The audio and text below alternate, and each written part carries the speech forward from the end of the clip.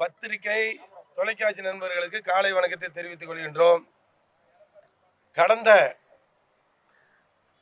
4ஆம் தேதி சேலம் மாவட்டம் வாழப்பாடி ஏத்தாப்பூர் வடுகுத்தம்பட்டியில்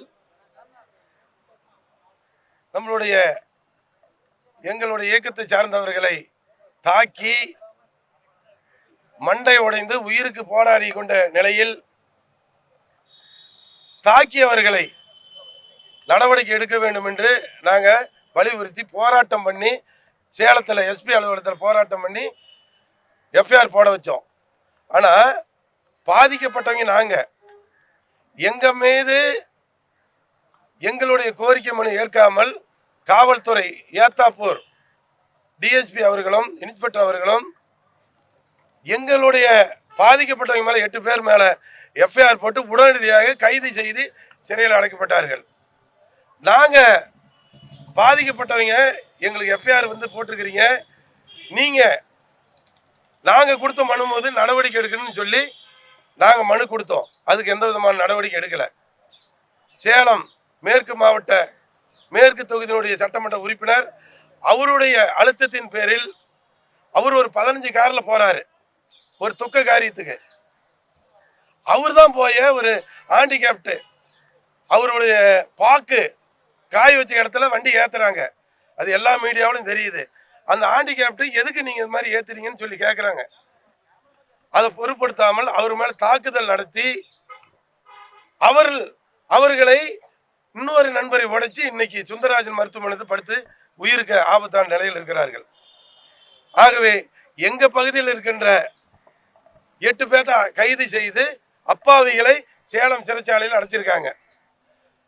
சென்ற வாரம் வழக்கறிஞர் சமூக நீதியினுடைய தலைவர் பாலு அவர்களுடைய சென்று டிஜிபி போய் கேட்டோம். நீங்க டிஜிபி இல்லை, உளவுத்துறை டிஜிபி சொன்னோம். சார், காவல்துறை தமிழ்நாடு காவல்துறை நடுநிலையோடு நடவடிக்கை எடுக்கணும். இன்னைக்கு 15 நாள் ஆச்சு, எந்த நடவடிக்கையும் எங்களுக்கு கோரிக்கை ஏற்று எடுக்கல. எங்க தரப்புல 8 பேர் கைது பண்ணிருக்கிறீங்கன்னு போய் சொன்னோம், எடுக்கல. இப்ப டிஜிபி இருக்காரு, நியாயமா முறையா அவர்கிட்ட போய் கேட்கலான்னு சொல்லிட்டு நாங்க ஜெயராமன் மாவட்ட தலைவர்லாம் போய் நிர்வாகிகள்லாம் போய் கேட்டோம். சுமார் 15 நிமிஷத்துக்கு மேல சந்திப்பு, எல்லா நிலையும் எடுத்து சொன்னோம். எல்லாம் சார் இது மாதிரி இருக்குது, 15 வண்டியில் வந்தவர் அவரு, பிரச்சனைக்கு காரணம் உரிய அவரு, ஆனா நடவடிக்கை எடுத்தது எங்க தரப்புலையா சார்? இது எங்களுக்கு திருப்தி அளிக்கல சார். எங்களுடைய பாட்டாளி மக்கள் கட்சியினுடைய தலைவர் அண்ணன் அன்புமணி அவர்கள் உங்களை சந்தித்து நியாயத்தை மீண்டும் 2வது முறையாக கேளுங்க. நியாயம் பிறக்கவில்லை என்றால் நாம அனைவரும் ஆலோசனை செய்து அடுத்த கட்ட நடவடிக்கை போலான்னு சொல்லி அண்ணன் எங்களுடைய மாநில தலைவர் முன்னாள் சுகாதாரத்துறை அமைச்சர் அவரு ஒரு கருத்து சொல்லி போய் டிஜிபி பாருங்கன்னு எங்களை அனுப்பிவிட்டாரு. இப்போ டிஜிபிட்ட பொறுப்பு டிஜிபிட்ட போய் நாங்கள்லாம் நிர்வாகிகள்லாம் 15 நிமிஷம் பேசணும். எல்லா நியாயத்தையும் கேட்டுட்டு ஒரு உயர் அதிகாரி பொறுப்பு டிஜிபி என்ன சொல்றாருன்னா, ஏடிஜிபி வரட்டுங்க, நாங்க விசாரணை பண்றோம், விசாரணை பண்ணி நடவடிக்கை எடுக்கிறோம்னு சொல்றோம். ஏன் சார் 15 நாள் ஆச்சு, இன்னமா விசாரணை பண்றீங்க? ஏன் சார், ஒரு போலீஸ் அனைவருக்குமான போலீஸ், அனைத்து சமுதாயத்துக்கும் அனைத்து சொத்துக்கும் அனைத்து மக்களுக்குமான போலீஸ், உங்ககிட்ட நியாயம் கிடைக்குன்னு வந்திருக்கிறோம். நீங்க 15 நாள் கழிச்சு விசாரணை பண்றேன்னு சொல்றீங்க அப்படின்னு சொன்னோம். இல்லை சார், விசாரணை பண்ண தான் நாங்கள் பண்ண முடியும் அப்படின்னு சொல்லி அவர் கூலா எங்களை அனுப்பிவிட்டாரு. அவர்கிட்ட நியாயம் கிடைக்காதுங்கிற முறையில் ஏதோ ஒரு அழுத்தத்தில், ஏதோ ஒரு அரசியல் அழுத்தத்தில் நியாயம் புறக்கணிக்கப்பட்டது, அநியாயம் ஜெயிச்சிருக்குது சேலம் மாவட்டத்தில்.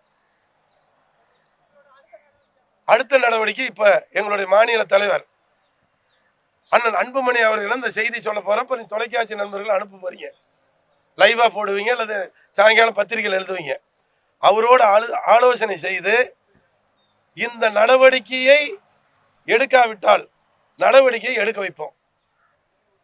தமிழ்நாட்டில் மெஜாரிட்டியாக இருக்கின்ற பாட்டாளி மக்கள் கட்சி அண்ணன் அன்புமணி தலைமையில் இருக்கின்ற 99% இருக்கின்ற பாட்டாளி மக்கள் கட்சி கூடி அடுத்த இந்த காவல்துறையை நம்புறோம், நடுநிலையோடு எடுப்பாங்க, இன்னும் ஒரு 5 நாளில் இந்த நடவடிக்கை எடுப்பாங்க. பாலு அவர்கள் கோர்ட்டுக்கு போயிருக்காரு. கோர்ட் மூலியமா இது இந்த நியாயத்தை கேட்கறதுக்கு. அது இன்னைக்கு அந்த கோர்ட் ட்ரையல் ஆகுது. 8 பேருக்கு இந்த நிமிஷம் வரைக்கும் பெயில் கொடுக்கல, அப்ஜெக்ஷன் பண்றாங்க. அப்பாவிகளை நான் வெளியூரத்துக்கு இது கொடுக்குறாங்க. சென்னைக்கு அப்புறம் சேலம் ஒரு பெரிய மாவட்டம், விழுப்புரம்னா மாவட்டம், தமிழ்நாட்டுக்கு எடுத்துக்காட்டான ஒரு மாவட்டம். அந்த மாவட்டத்தில் ஒரு அவல நிலை, அநியாயம் நடந்திருக்கின்றது. நியாயத்தை கேட்பதற்கு நாங்கள் வந்திருக்கிறோம். ஆனால் எங்களுக்கு நியாயம் கிடைக்கல. நாங்கள் மட்டும் இல்லை, நீங்க உள்பட தமிழ்நாடு காவல்துறை இந்தியாவுக்கே எடுத்துக்காட்டு திறமையான ஒரு காவல்துறை. அந்த காவல்துறை நடுநிலையாக நடக்கல, ஒரு பக்கமாக இருக்கின்றது. அப்படிங்கிறது வருத்தம் எங்களுக்கு இருக்கின்றது. இன்னும் எலெக்ஷனுக்கு இன்னும் 4 மாசம் 5 மாசம் தான் இருக்கு. இல்லப்போ இது சம்பவம் நடந்திருக்குது, அடிதடி பண்ணி கைது பண்ணியிருக்காங்க, அதுதான் நடவடிக்கை. இது கூட்டணிக்கும் கட்சிக்கும் இது சம்மந்தம் இல்லை. ஒரு மாவட்டத்தில் ஒரு தொகுதியில் தாக்கல் நடந்திருக்குது. அந்த தாக்கல் எங்க தரப்புல, எங்களுடைய மாநில தலைவரான அன்புமணி தரப்புல நடந்திருக்குது. நாங்கள் பாதிக்கப்பட்டிருக்கோம், நியாயம் கேட்கிறோம்.